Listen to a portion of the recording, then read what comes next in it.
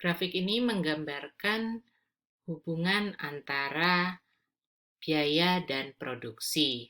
Sebetulnya grafik ini digunakan untuk menggambarkan biaya dan produksi di jangka panjang karena eh, sumbu X menggambarkan faktor produksi tenaga kerja dan sumbu Y menggambarkan faktor produksi modal atau capital.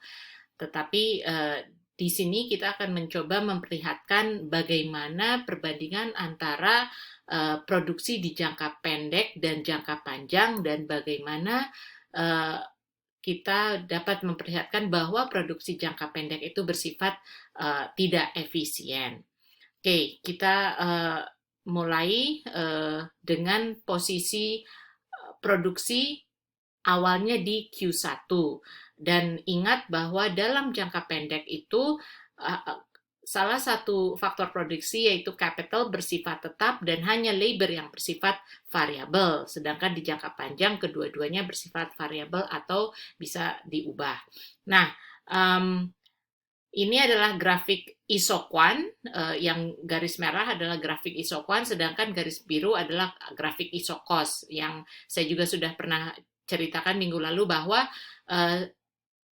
analisisnya agak sama dengan analisis perilaku konsumen, hanya saja bahwa ini adalah titik-titik yang menggambarkan kombinasi faktor produksi capital dan labor yang menghasilkan output yang sama, itu isoquant yang garis merah, dan garis biru isokos, kombinasi capital dan labor yang menghasilkan tingkat biaya yang sama.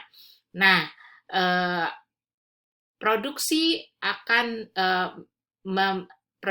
tingkat produksi yang meminimasi biaya adalah di titik di mana isoquant dan isokos bersinggungan. Di sini kita ceritanya yaitu kombinasi capital di K1 dan labor di L1 untuk produksi Q1.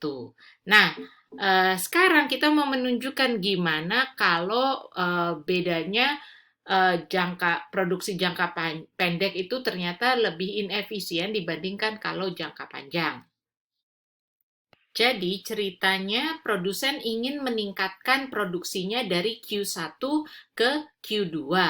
Nah, yang dilakukan kalau jangka pendek berarti dia hanya bisa menambah labor karena capital bersifat tetap. Jadi yang dilakukan dengan tingkat capital K1 untuk bisa menambah produksi Q2, maka dia menambah labor dari L1 ke L3. Tapi kalau dalam jangka panjang dia bisa merubah dua-duanya, L dan capital, labor dan capital. Jadi yang dilakukan dia menambah capital ke Q2 dan labor ke L2. Kenapa nambahnya ke K2 dan L2? Karena titik tersebutlah di mana isoquant untuk Q2 bersinggungan dengan garis anggaran isokos CD. Nah, coba kita bandingkan. Ternyata untuk jangka pendek posisi faktor produksinya kombinasinya adalah K1 dan L3. Biayanya, tingkat biayanya yang dialami oleh si produsen adalah tingkat biaya di garis E dan F. Bandingkan dengan jangka panjang yaitu di garis C dan D. Persinggungan antara isoquant dan isokos ini. Dan kita lihat bahwa posisi garis anggaran CD itu lebih rendah daripada EF.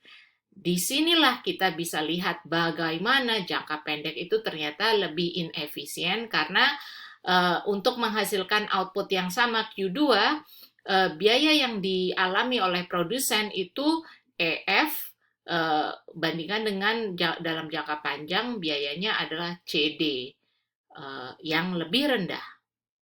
Jadi demikian penjelasan bagaimana jangka pendek itu lebih inefisien daripada jangka panjang karena faktor produksi salah satunya bersifat fix.